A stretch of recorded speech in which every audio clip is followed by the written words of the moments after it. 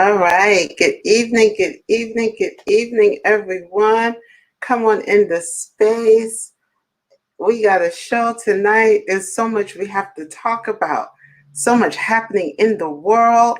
So please come on in. Come on in. Come on in. We need to discuss what was going on. What does all of this mean? Woo, a lot to talk about.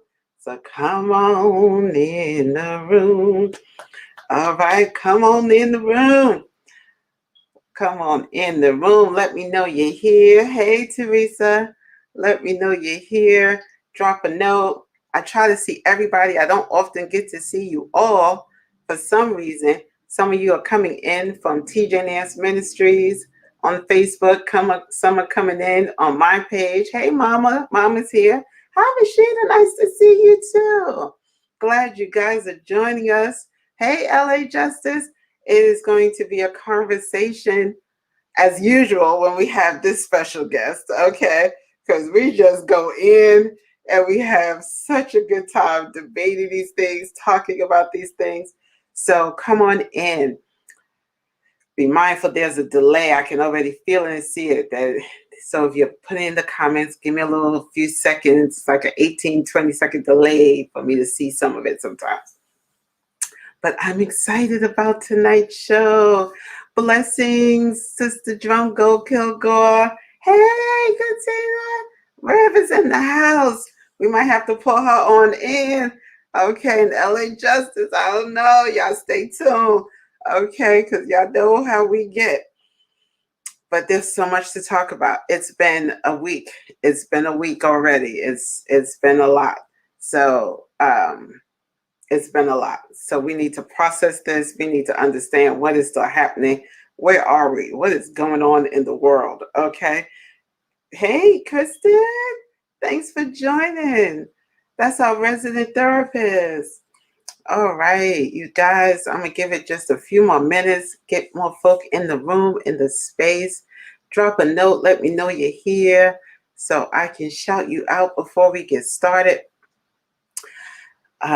We are talking about accountability versus justice and why it matters. What's the difference and why does it matter? And what is going on? Hey, Dr. Kirk Johnson's in the house. Nice to see you guys. Always good to have you in the space and a part of the dialogue. Please share it. Share it. Invite people. So that they can become a part of the dialogue. The more of you on, the more we can dialogue, the more we can help change our communities, the more we can be on the same page.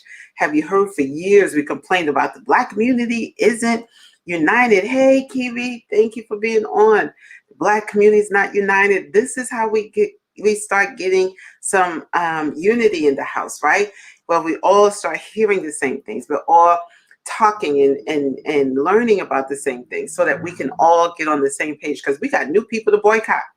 I don't know if y'all heard, we got new people to boycott. So we're going to talk about it on the show, but we got to get on one accord because the Black dollar is the dollar. Okay, so we got people to boycott. I will let you know whom in a few. Okay, why don't we just go ahead and get started? I want to give our speaker and special guest as much time as possible so we could get down. All right.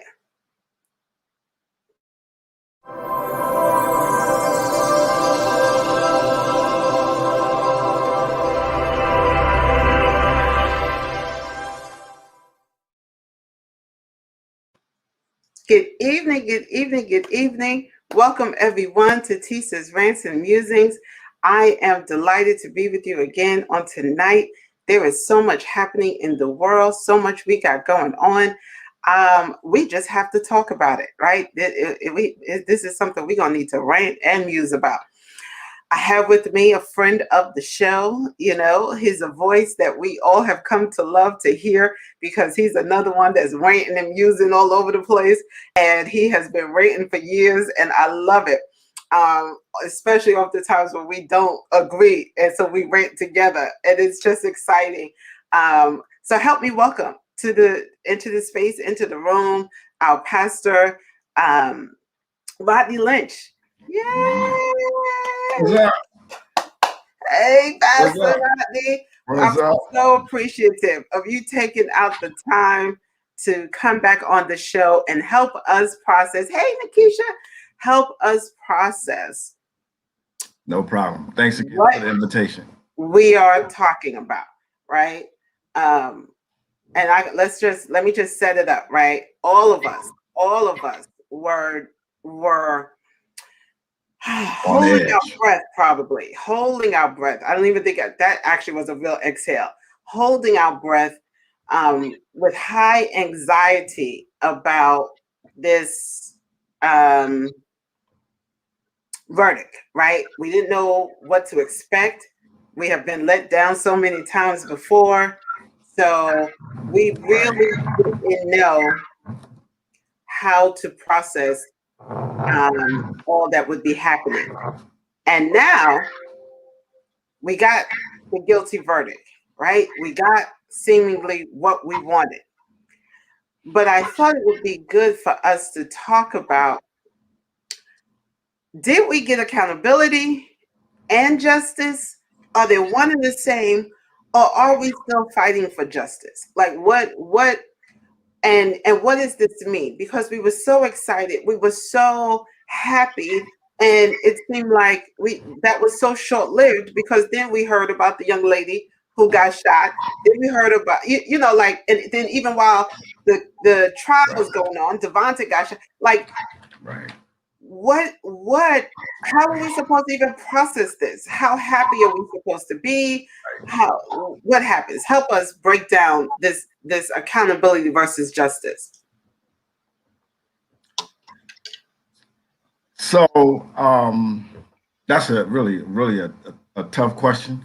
I've been wrestling with all day actually. Um, as you have said, we are on edge. I think the world, globally, we were on edge because we just didn't know what that verdict was going to be.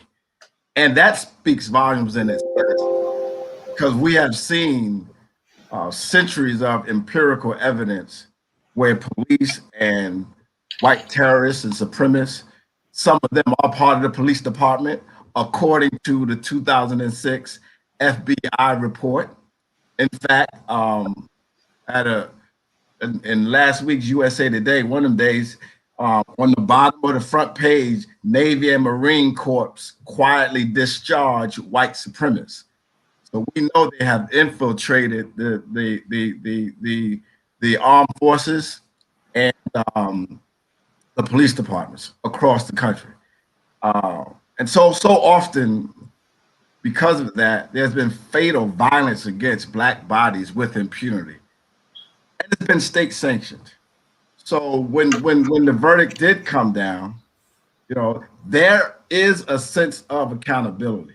However, I don't know if justice has been served yet, or if we've seen justice, because we still don't know what the judge is going to sentence him to. Okay, I'm not cheering. I'm not celebrating anything, right? Because this ain't time to be celebrating. Because again, we don't know what the sentencing is going to be. We also don't know. We have yet to see what is going to happen with the other three officers who was there and abetted in that crime, right? And so I don't even know what I don't even know. A good question I've been asking for years, and I don't think I can answer it yet. What does justice even look like? Right? So yeah, that's just where I'm at. I'm waiting for the sentencing. I'm waiting to see what's going to happen with the other three officers who participated in that or stood by and watched. Right, right, right. Yeah. And I think why I wanted to talk about this is because it's such a range of emotions, right? You want to celebrate the guilty verdict, but when it comes to us, we can't even guarantee that guilty looks like guilty. Right. Right? We've seen people get so-called guilty sentences, and then when it comes to the sentencing, it's a slap on the wrist, and it's not even what we can call justice. Right. And so I think what's so, yeah, so many people are saying they're waiting to see what happens on appeal, and we already know based on how the judge was talking that it looks like he was trying to help give him Right. grounds for the appeal. Okay. Right. And Right. so we still want to celebrate. At least we even heard guilty. We're so used to it's almost like we've been so traumatized and abused and oppressed that just the fact that we heard guilty was a sigh of relief that at least they acknowledged that this man did what he did. Tisa, it just really speaks volumes that with all that evidence, the video that the world saw, we still wasn't sure what that verdict was going to be. Because even with video footage, we have seen police officers not even be indicted. Eric Gardner, his life was choked out of him in New York City, Staten Island, crying, I can't breathe. And they wasn't even indicted. Wow. Sean Bell, Amadou Diallo, Michael Brown, Tamir Rice. They had video coverage of Tamir Rice, video coverage of Eric Gardner, not even indicted. And so, whether it's Emmett Till in 55 or Rakia Boyd in Chicago in 22, Emmett Till in Mississippi, Trayvon Martin in Florida, Rodney King in California, more footage, more video footage, came back not guilty until the federal government came in. I think one or two of those cops did maybe a year or two, and that's just to name a few that we know of. So, and let me say this because it disturbed me when Nancy Pelosi said she was thankful that George Floyd sacrificed his life for. I'm like, are you serious right now? George Floyd life no, she didn't. Out of him. Yes, she did. His life was snuffed out of him. His life was taken from him. He was a victim of this man's decision. He was a victim of somebody else's choice. He didn't just give his life up. Right. He wasn't trying to be martyrdom. Exactly. He wasn't trying to be no martyr. Wow. That's a narrative they want us as Black people to wear and walk around with.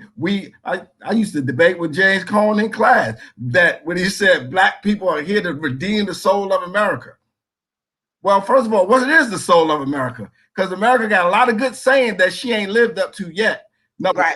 And I gotta agree with the womanist who I forget her name right now, but she's like, I don't want no parts of redemptive suffering, because too often Black women have been on the Dolores Williams bearers of suffering, and ain't nothing being redeemed. If Jesus paid it all, what we trying to redeem?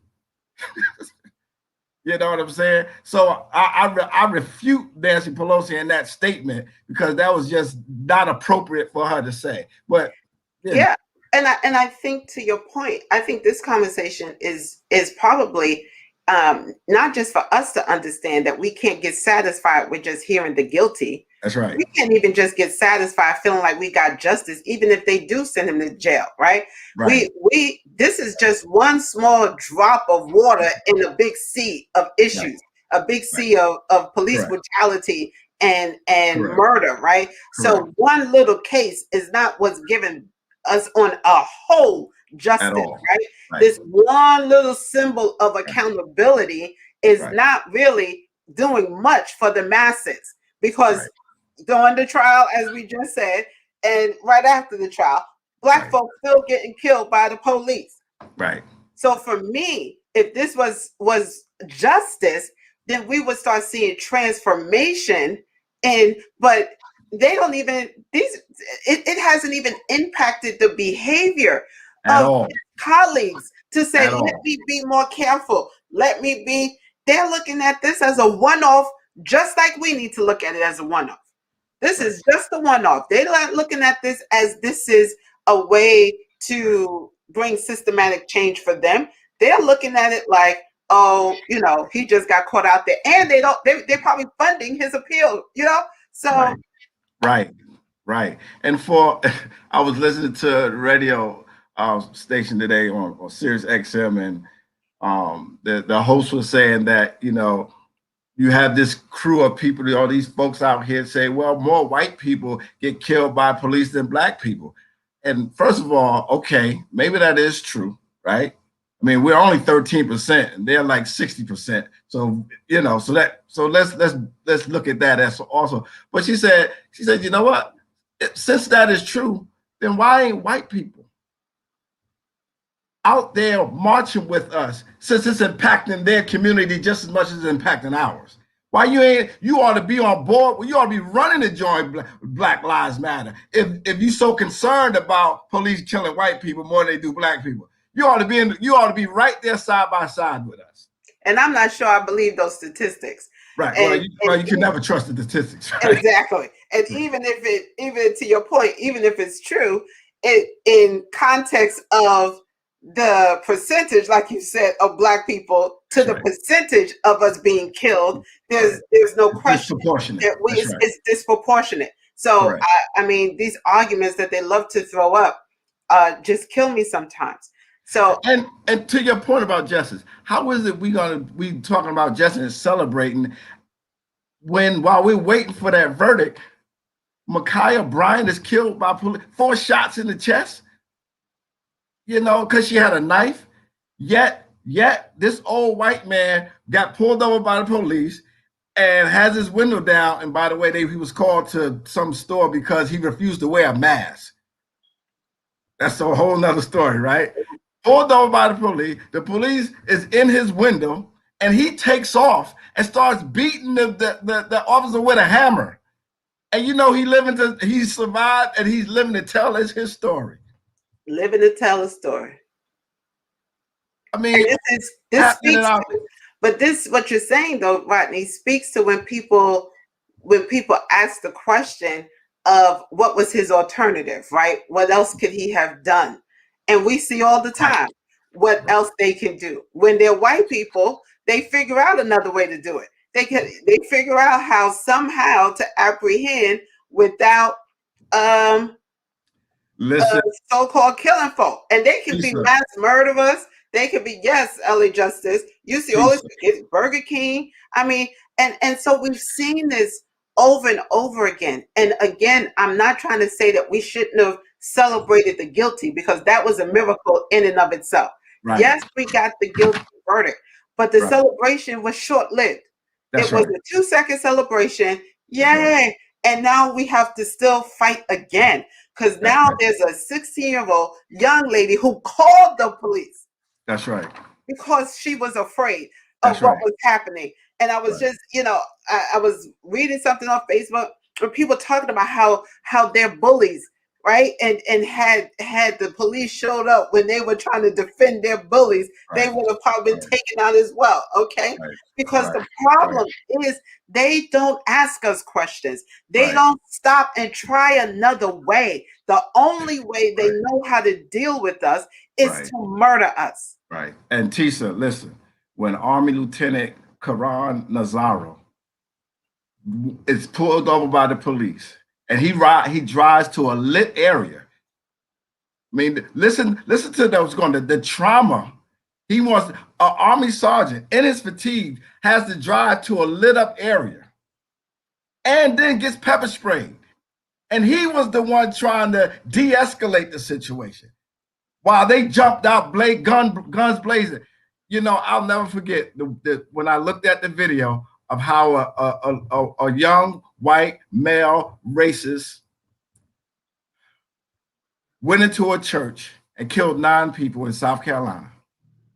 And the way the police, when they did pull him over, knew who he was, knew he was armed and dangerous, got out their cars with their guns to their side in their hand, but it seemed like the closer they got to the car, recognizing who he was, they started putting their guns away.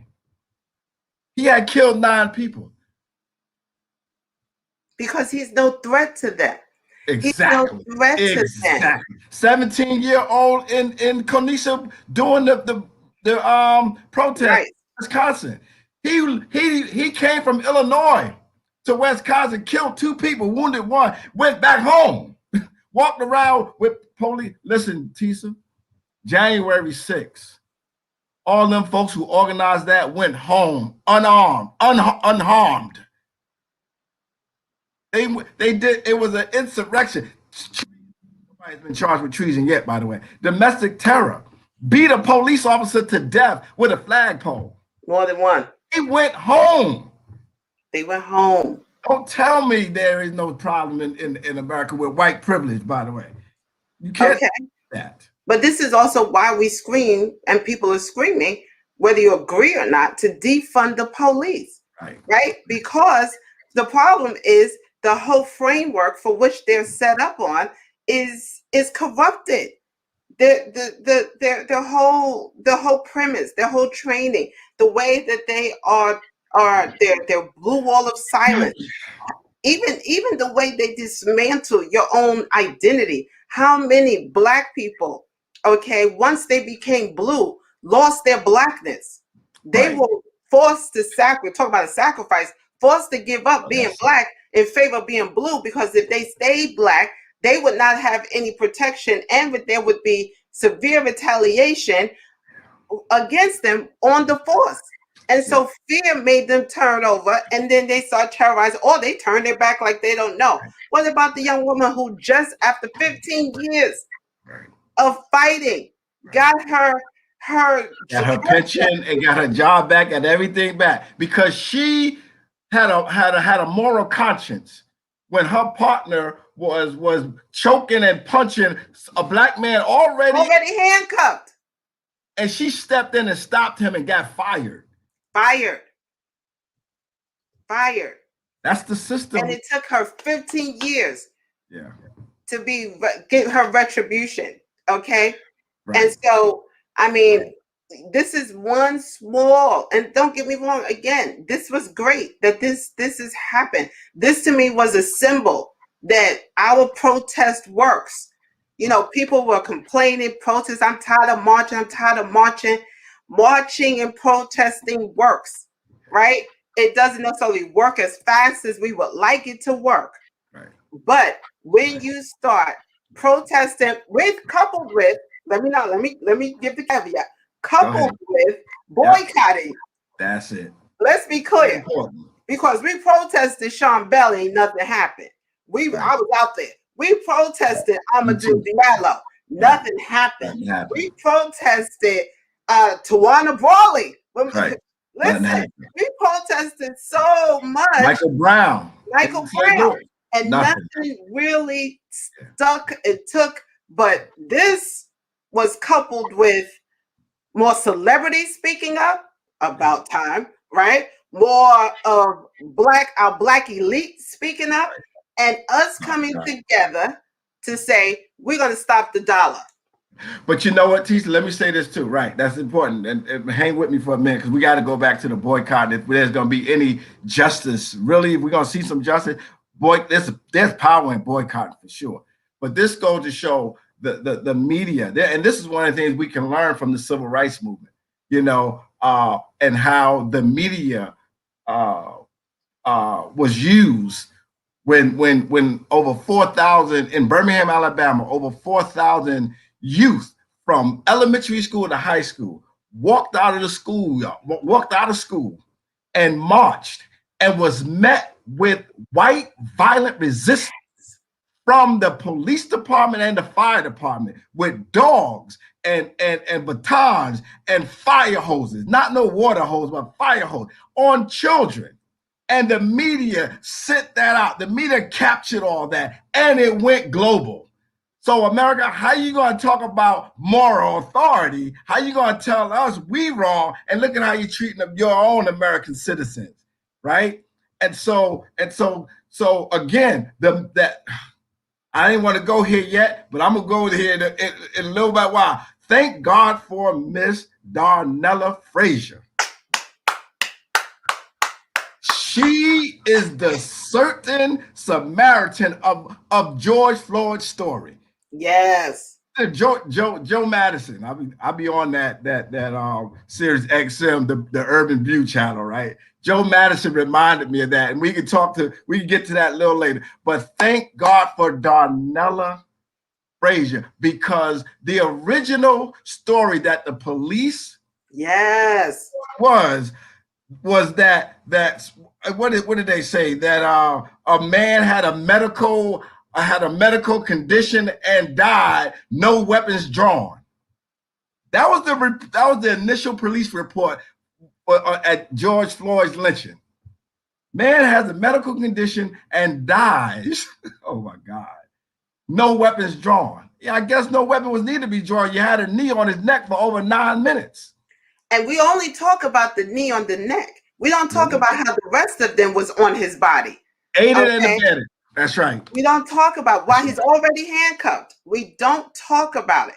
But listen, yes, God bless Darnella. If you want to, they have sent out her Cash App. If you want to be a blessing to the young sister, send her to college. Yeah, and this is what you do to show appreciation, right? You can't just say thank you. She what she did, her bravery and courage in the moment, exactly, has helped to catapult this in the direction that it has gone in. And listen, could you imagine? And this, Joe Madison reminded me of this of yesterday. Could you imagine if young Darnella Frazier had just been like the priest or the Levite in the Samaritan story, and thought too much about their own life and forgot about George Floyd's life? She had to have said to herself, what would happen to him if I don't do something?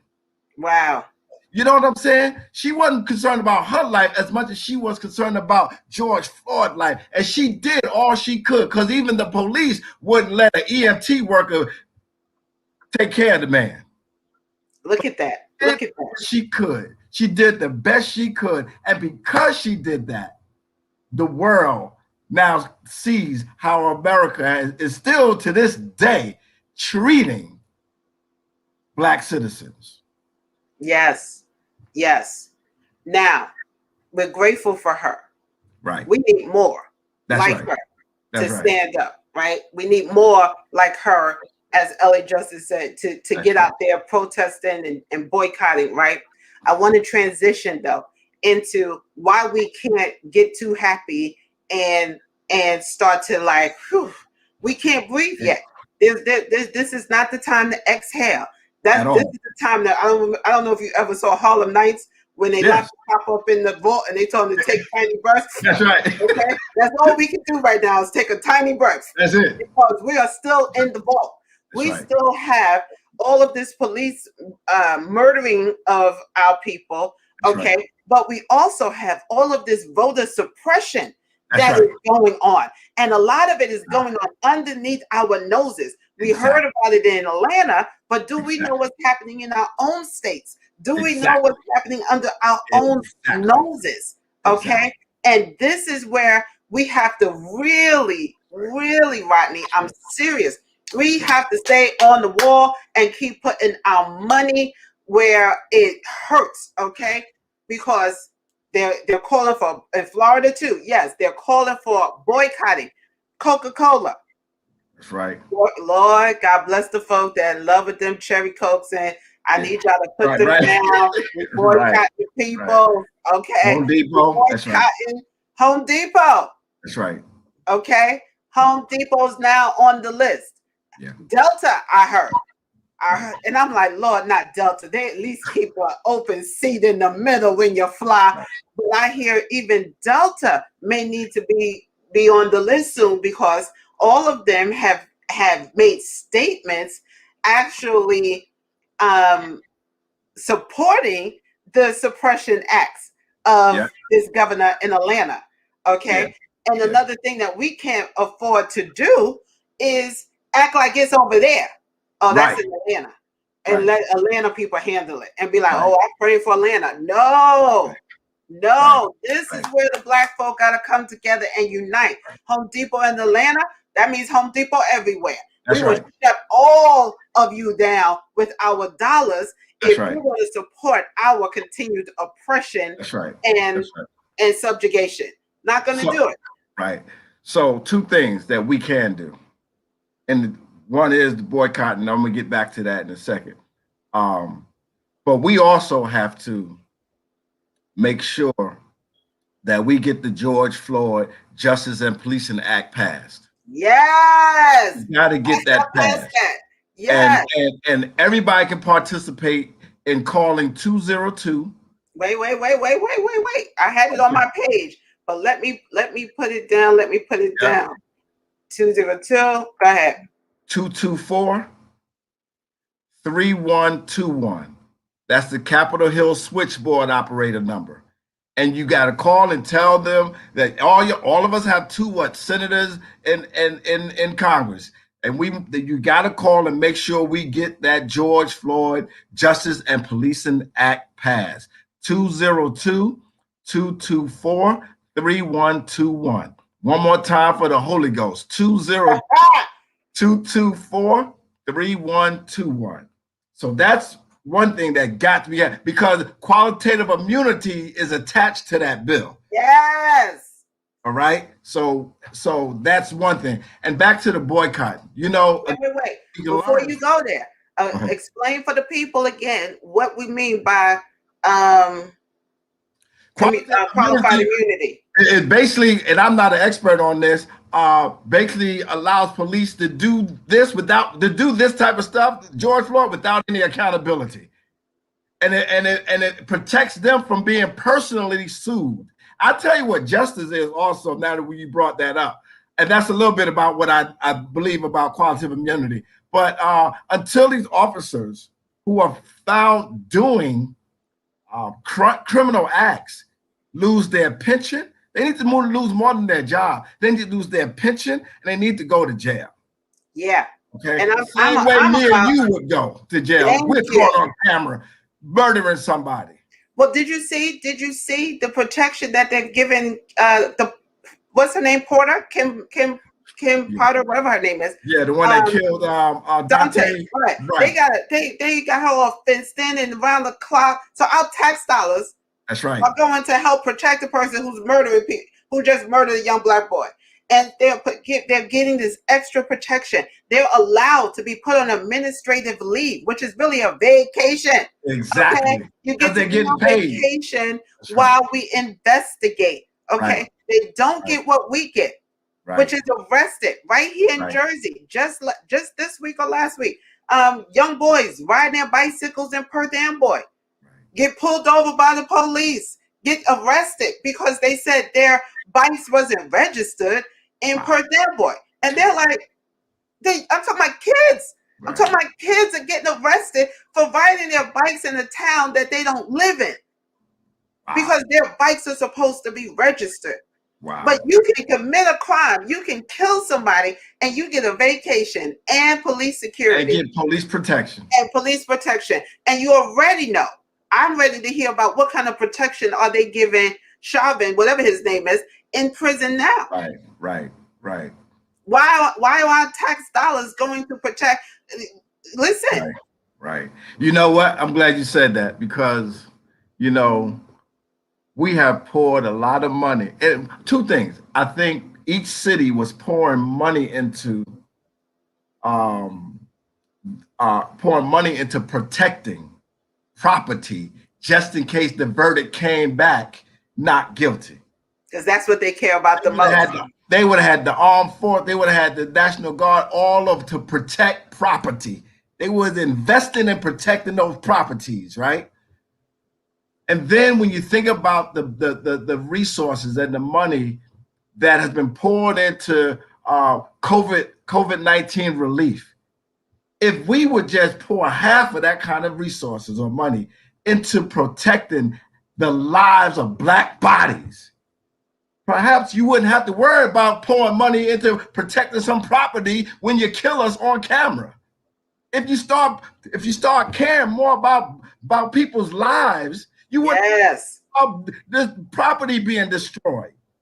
And so it's all about, for me, it all comes down to the value of life and whose lives matters and whose don't. And who did you see the shock look on his face? Yeah. The shock look to me said, like, yo, y'all really said guilty? Like, y'all gonna let me go to jail for a crackhead? Because that's exactly what they were looking at. Like, trying to make it out that he died because of drugs. He's just a crackhead. He's a drug addict. This is what really killed him. Okay? And so you gonna let me go to jail over the life of some nigga crackhead? That's why I was so shocked looking on his face, because he couldn't believe it himself. We were shocked too, bro. We were shocked too. Everybody got shocked that day. But that speaks to the history of Black bodies in America, how our bodies are always exposed of or disposed of, either by death, by eugenics, where Black women and girls were sterilized against their own will. That was huge in like the 30s to the 70s. Huge. No, Dr. Kirk Johnson came on the show and talked about how even up to the 70s, 80s, they still had those programs in prisons. Matter of fact, I just heard, I think a few months ago during COVID, they was doing it against Black peoples and Latinx, brown, BIPOC, Black, Indigenous people of color, against their will. Just recently doing that. I think a judge went to jail for it like last year sometime. So they dispose of us, and it is state sanctioned, whether it's through lynching or eugenics or police just killing us, and they use the prison system because they want to control our bodies. They want to keep us out of society where we can't compete against them for jobs they know we more qualified to do. Talk about it. Reverend. They've always been obsessed. They've been obsessed. Yes. Controlling the population of Black bodies. Yes, because our bodies have always intimidated them. Right. It's always been an intimidation factor, and that's historic. That ain't got nothing. That's just historic. Okay. Exactly. When you look at the writings, okay, of when they first came upon us in Africa, what they didn't understand, okay, and for how many years did they believe Black women can endure pain, the things they've done to us, thinking that we don't feel pain like other people. Somehow our skin is thicker and tougher, and we don't. The atrocities, that have happened to us that we aren't allowed to talk about. Nobody teaches us, or tells the story. So many of us don't even know about these stories. And we live in the States where they got statues of the person that did these atrocities. Remember that I forgot the doctor who had made so many advances in gynecology, but he made those advances by terrorizing and torturing Black bodies. Right. The Black body has always for them needed to be controlled, commodified, and taken. And I personally think, because it's the closest to God, that's how you know the devil exists. Okay, when he's constantly trying to tear down God's creation. It just, to me, is it. Okay, Henrietta Lacks. Thank you. That's right. Another one, right? And that family never got no justice, never got no money, nothing at all. Nothing. Okay, but then they want to sell to us during election times that we should not vote, for our main interest, because we should vote against anti-abortion. This is what a friend told me, well, a former friend, because Planned Parenthood is in our neighborhood, and they're just murdering all of the Black babies with abortion. Now, granted, I believe in pro-life, right? But I believe in pro-all life. That's right. Not in vitro or utero, rather. Now, I believe in utero, out of utero, like all life, right? So, but they want to sell us that they care about our Black babies and our Black bodies and our Black women's reproductive systems. But then you've been in the hospital and legitimately, look at Serena Williams, legitimately with all this money having a baby and almost died. Right. And it's such hypocrisy. Right. and they was ignoring her, what she was telling what she needed, and they was ignoring her. Yep, exactly. As they always do. But then they Right. want to make you feel like you're crazy when people were concerned about this so-called vaccine. Right. Right. Like, we supposed to just trust y'all because y'all said it's good and you got a couple of black folks to tell us. We've been living with black folk selling your stuff to other black folks. That's the setup of oppression, right? But you got to pick one against the other. Right. Tisha, going back to your point about voting. Yes. And legislation, right? This is very, very important, like you said, because they're connected, actually. I mean, policing and voting is very, very connected. You know, they slipping new laws all up under us every day. I was reading in the USA Today the other day, it said states react to Black Lives Matter with bills that may criminalize protesters. And now, so after January 6th, that insurrection and that domestic terror, now they want to put all these new laws on the books about protesters and rioters, which it ain't for them type of protesters. It ain't, there you go. It ain't for the insurrectionists. They're using these laws to stop Black Lives Matter and peaceful protesters. And they passed it in Florida. They passed it in Indiana, where I'm at. And they're passing these type of laws throughout. So look, Jesus said something real interesting in the scriptures. I forget where it's at, but he said, watch and pray. But then he went on to say 3 more times, watch. In other words, open their eyes, get off your knees, and be on alert of what's going on right underneath your nose. You know what I'm saying? So these type of laws, like you said, in Georgia, voter suppression, all of this ties in to how we're being controlled, or they're trying to control us in this society. So we got to pay attention. We are at war. I need us to get it's that. Definitely warfare. This is war. This is a war against us. Remember, they call it the war on drugs. This is literally the war on the black body and the black existence. They don't want your voice to be heard. They don't want you to vote. They don't want you to have political power. They don't want you to have financial power, which is why they still, the black dollar, you know, even in working, you go get hired and you still gonna make less than your white counterpart who knows less, comes less educated. Like this, it's so many areas that they are consistently working to keep us down, keep us oppressed, and to silence who we are, so they can continue to live off of our backs. Whether they dead or alive, they want to be able to live off of our backs. So that understanding all of this, we're in a new day, though. This is a new day, right? It's a new day. And we got new means. We yes. But real quick, when you talked about boycotting, you know, something we can learn from the civil rights movement. That Montgomery bus boycott. Let's not forget that ended after about a year. It was over a year, and it wasn't because the bus company gave in. They went out of business. Oh my God, you know. But the law changed, right? There is power in the boycott, and I just wish we can understand. I mean, I don't even go to Chick-fil-A. They talking about blue lives matter, and I get it. They do matter. But Black Lives Matter is not saying that blue lives don't matter. You don't make that statement to me. Black Lives Matter. Your life don't matter. Chick-fil-A back on the list. Yeah, put them back on the list. Chick-fil-A. It's overrated anyway. To me. I think so too, but we don't want to start a riot. Okay. Right. So, but eventually, you know, we really have to start pooling ourselves together. You know, the scripture says, Jesus said that he came to his own, and his own received him not.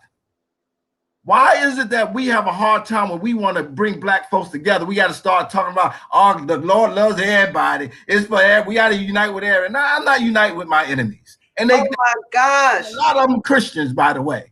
You know, Did you hear the I heard that George Floyd's girlfriend calls that he would want grace or something to be extended to the officer. I'm like, yo, I'm over this. I'm over this. We want to forgive, and we always got to be the ones. And again, people don't understand how much of that is that internalized oppression. That's But right. once again, we are taking care of our oppressor. We feel bad for them when we hold them accountable for the atrocities against us. It goes right back to Master, we gonna be all right. Right. It's okay, Master. I know you didn't mean to beat me that hard. They don't get how much that is ingrained in us. And so we can't even get once we fought for once, got guilty, and we already talking about grace in the sentencing? Right. Are you kidding me? You got we can be too right. We can be too magnanimous to our fault. We really can. Because they know, and then you always hear about, well, the officers need due process. What about the folks they killed in the street? Why we don't get due process? And this is why they don't understand when we say Black Lives Matter. Right. Okay. This is why. Because you guys can pull out these things as if they compare to a life. Right. As if they compare to a life. Because you don't think that life was worth anything. Let's just tell the truth. And you see it all the time. Oh, these police officers or this or that. And I'm always so, they're always putting their lives on the line. Listen, it's a job that you choose to go to, right? It's a job you chose. If you weren't prepared to do what it takes to be in the job, then you need to get out of it. Right. And while we're talking about voter suppression, while we're talking about being watch, it's time to start taking these police unions down, right? It's time to start mobilizing, figuring out how do we get them, because they are very powerful, which is why in so many states it's so hard to get true police reform. And when you do see it, like you did, I forgot what state it is, but they're trying to get that governor out. They're trying to get that guy out, or that mayor, white guy, because they like he's talking this police reform, because they have become so powerful. That's right. We need to start hitting these companies, these people who support these things in the pocket. Exactly. Okay? Do black, and we started that, buy black, be black, all that, black. Listen, save your money, period, if you have to. If you can't find nobody black to do it, hold on. Okay, wait for that entrepreneur.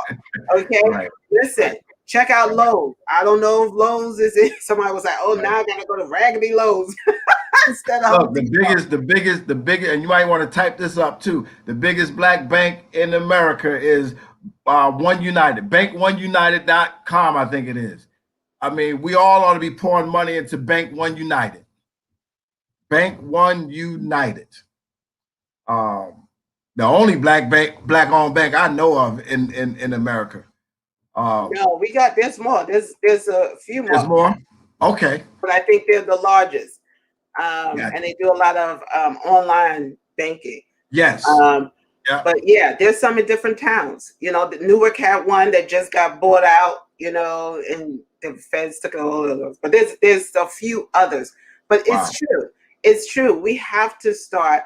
And I was talking to somebody else today just about when you even think of relocating, where is it even safe for us to go? And I'm like, it ain't. Listen, they doing this in Perth Amboy. All right. So it's you think you could go to Atlanta where there's so many of us, and look what's happening there. You figure you go to Texas, look what's happening there. It's time for us to turn these states over. And I'm not talking about a Democrat or Republican. I'm talking about morality. I'm talking about ethically. I'm talking about the heart needs, these states need a shifting in their value system and the hearts of the people. And to me, this is where we come in, right? This is where we bring the answer, okay? Because at the end of the day, some of this ain't going to change until there's a revival in the land. And I'm talking about a true revival. I'm not talking about a revival with the Jesus that supports, white supremacy. the black white supremacy and nationalism. That's what we need a revival from. We need a cleansing in the land, okay? Where I was at the Revolutionary Love conference last week. And one of the gentlemen, I think his name was Robert Jones, he has a book out. He did this whole presentation that showed how racism, the racist index goes up the more Christian the white person is. Wow. Okay. So as they get closer and closer to God, they get further and further away from who he is.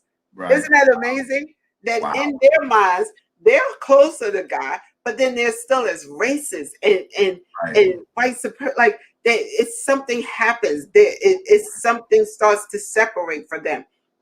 Okay. Wow. Odysseus said, well, Pentecost is coming. We need a Pentecost. Okay. So that's the question though. That's the question though, Tisa. I mean, where is the voice of the faith leaders? Where is, I mean, we just saw this I think was well done. Okay, it had its critics and issues, but I think Skip Gates did a wonderful job of showing why the Black church is who we are. Why is it's and why and what it did, why we can't afford to not play a role in the politics. The civil rights movement was led by a Black man who was a preacher. Now that don't mean that all the Black churches was down with him. Now, don't get me wrong, because from what I heard, only about 3% nationally really was behind the civil rights movement. Totally 3%. Wow. So it wasn't a lot of. Churches played a role, but it wasn't. Let's not act like the Black church and the white church was all behind Martin Luther King Jr. and the civil rights movement. They were not, right? For the most part.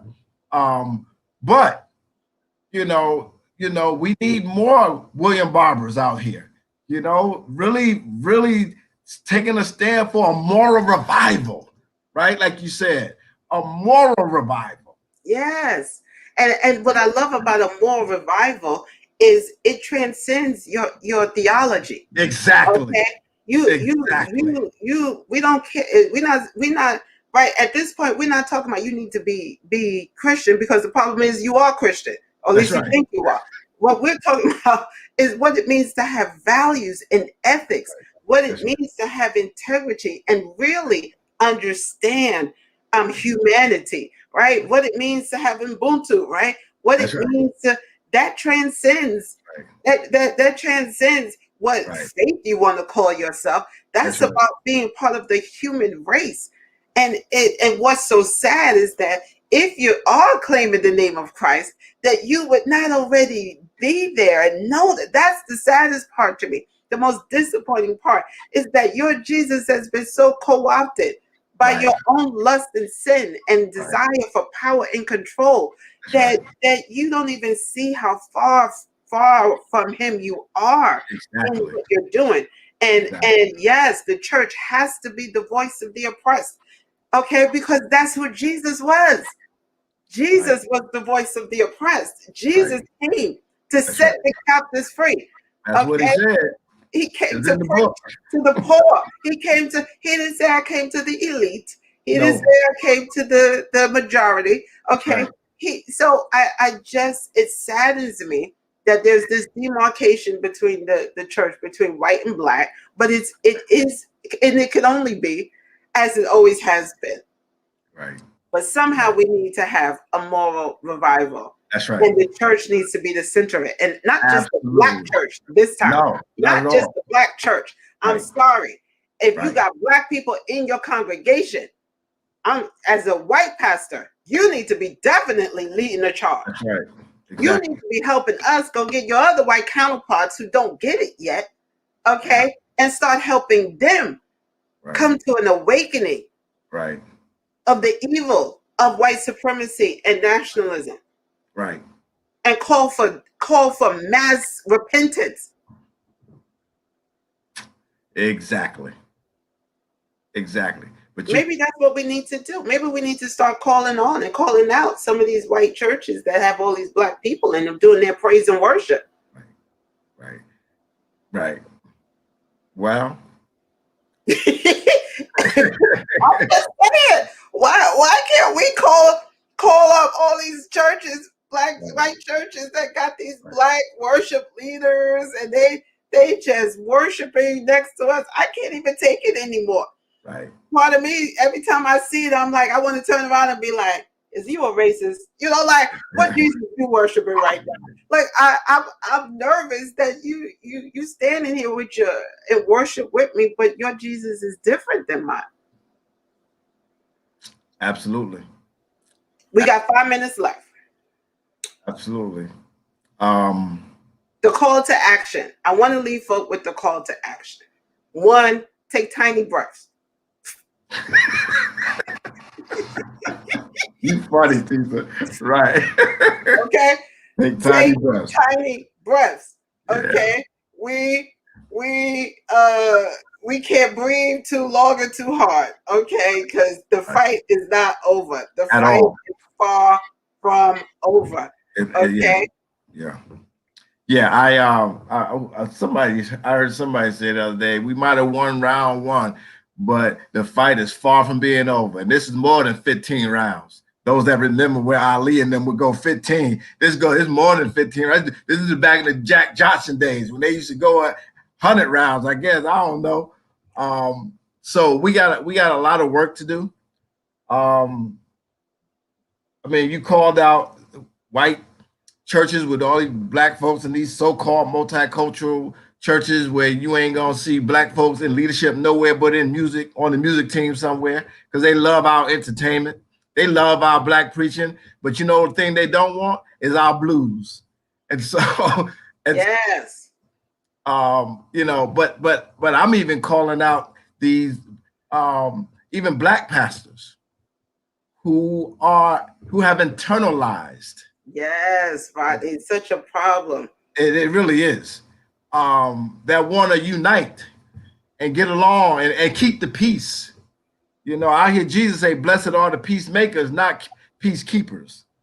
And so what does that look like? You know, I'm not interested in you united with my enemies. You know, I never saw, Jesus didn't never try to bring the Roman emperor and his followers together. God ain't never told Pharaoh and they never told Moses to go unite Pharaoh with the children of Israel. God ain't told people to do that. Now, you know what I'm saying? And so that's not my calling. And I'm done with folks who ain't coming to the table. And I'm on myself and work with those who are at the table. And let's do what we need to do in the power of the Lord. Because I hear Paul saying, I hear Paul say, now unto him who is able to do exceedingly abundantly above all we can ask or think by right, preacher. Power that works in us. Yes. Power of the Holy Ghost is in us. We just need to get in cooperation with God and get the work done. And watch. Stay woke. Yes. I love that. I am putting in information. I want to announce about the organization that we are on together, Liberative Justice Ministries, is having an event on Friday called a conversation with Aubrey Hendricks, the author of The Politics of Jesus. And you can join us on Zoom. It's a free event. You will want to be there because, especially if you are in ministry, the book is amazing. Especially if you are in ministry, because so many Black people, to your point, Rodney, are still not sure what role we're supposed to be playing when it comes to, as Krista just said, flipping some of these tables, when it comes to getting involved, in politics. You can join us on Zoom. There is the Zoom ID, the passcode. You could also go to liberativejusticeministries.com to find more information about the organization. Another new grassroots organization that is committed to keeping the fight for justice and liberation alive. One of the things I just heard recently from Ruby Sales, and I love how she said it. She said Harriet Tubman was not running and fighting for civil rights. She was fighting for liberation, for freedom. And That's we right. are so caught up in trying Black to get liberation. civil rights. That's right. Okay, that the voice for liberation and freedom got a little muffled because they're not always one and the same. Right. So this is a fight for liberation on multiple fronts. This is not just about equal laws. This is not just about separate but equal or not separate but equal. This is about liberation. This is about everyone being free to live out their God-given life with the same rights as everyone else. Exactly. Thank you, Rodney, as usual. Anytime, my dear sister. A blessing to the body. Your voice is a blessing to the body.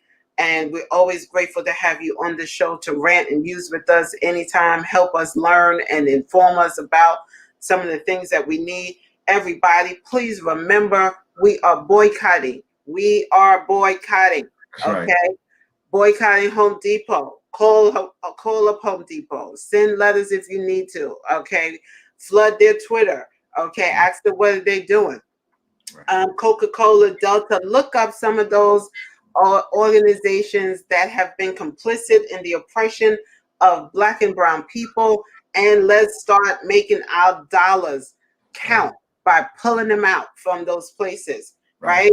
So again, some of the other ones that one of my friends know me and Hobby Lobby, right? I was protesting Hobby Lobby. Once they lost, I did go back and I was shopping. I was shopping back at Hobby Lobby because I just want the Jesus stuff. They pull me in with the Jesus stuff, okay?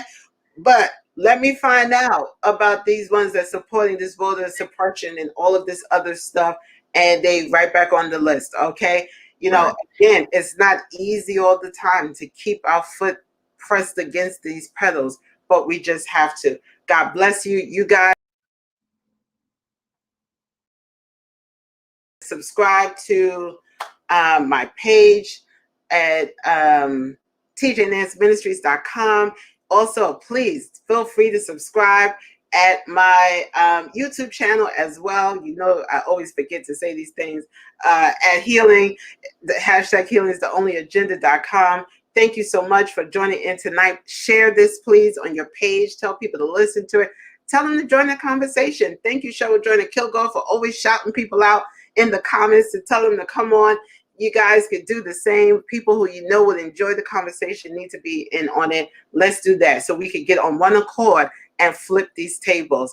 I will see you all next week. Take care.